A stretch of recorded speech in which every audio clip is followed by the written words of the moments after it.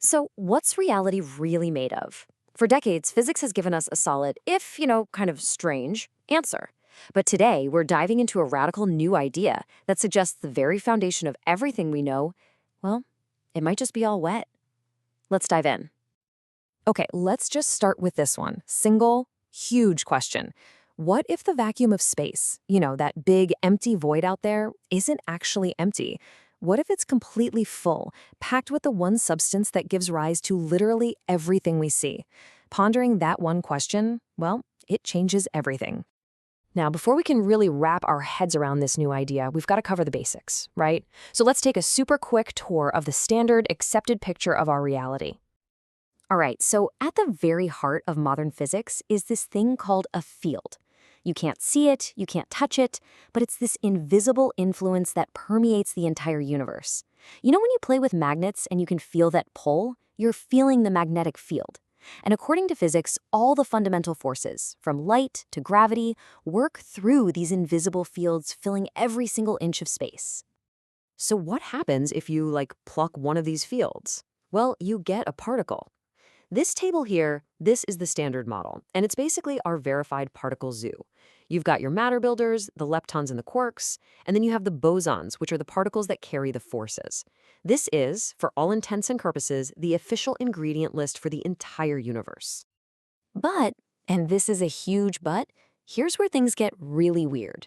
Down at the quantum level, these so-called particles don't always act like tiny little billiard balls. Sometimes they act like waves, spread out and able to be in multiple places at once. This whole wave-particle duality thing is a major crack in our neat little picture of reality. It's a huge hint that the standard model, as successful as it is, probably isn't the whole story. Okay, so with that foundation in place, it's time to leave the safety of the shore of established physics. We're about to explore a very speculative but totally fascinating new idea, the Electron Ocean Theory. This idea really challenges our whole notion of emptiness and separation. It pushes us to imagine, and I quote, a reality that might be a lot more fluid and interconnected than we ever thought possible. So here's the core difference. On the left, we've got the standard view. Space is an empty stage, and particles are just little vibrations in those fields we talked about.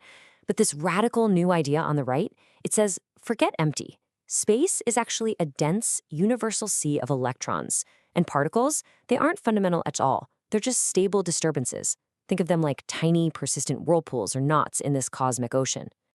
So, if the universe really is an ocean, what does that mean for the laws of physics? Well, it means the rules of the game might be less about particles crashing into each other and more about things like flow, pressure, and density. Let's see what happens when we try to apply the rules of fluid dynamics to, the entire cosmos. Okay, but how in the world do you get something solid out of a liquid ocean? Well, the theory points to a bizarre but real phenomenon where sound waves can create light in water. The idea is that a super high-energy disturbance in the electron ocean could cause a little pocket of it to collapse in on itself, violently, compressing into a stable little knot. And that tiny, stable whirlpool, that's what we see as a particle. Matter literally being born from this ocean. And what's really cool is this fluid model gives us a surprisingly simple way to think about states of matter. Think about it. A solid is just a region where the ocean is super compressed and moving slowly. A liquid is a bit less dense, with more flow. And a gas, that's just a really low-density area where the ocean is flowing all over the place. It all just comes down to how the fluid is behaving locally. All right, now for the big one, the real test for any new theory. Can this ocean model explain the fundamental forces that run our universe? Let's see how it reimagines two of the most familiar ones, magnetism and gravity. So, according to this theory, when you feel that strange pull between two magnets, you're not experiencing some abstract, invisible force field in the way we usually think about it. No, you are feeling the actual flow of the electron ocean. In this model, magnetic fields are literally just currents in this cosmic river.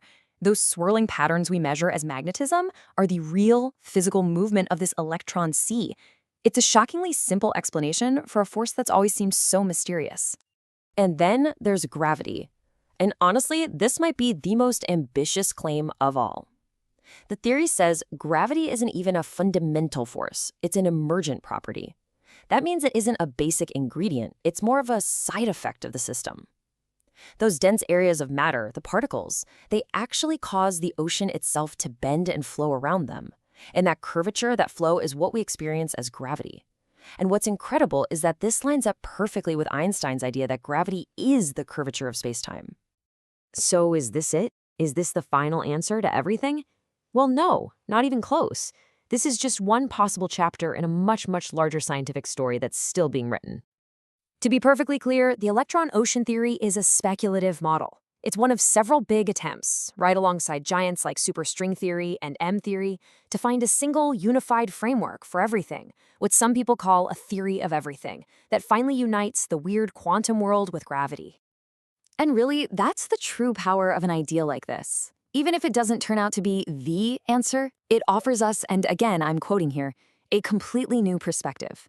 It gives us a different lens, a whole new toolkit for thinking about the deepest mysteries of the universe.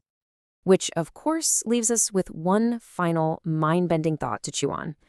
If the entire universe really is a single, interconnected ocean, and if everything we are, our bodies, our thoughts, our world, is just a temporary pattern, a fleeting wave in that ocean, then what does that make us? That's all for this explainer.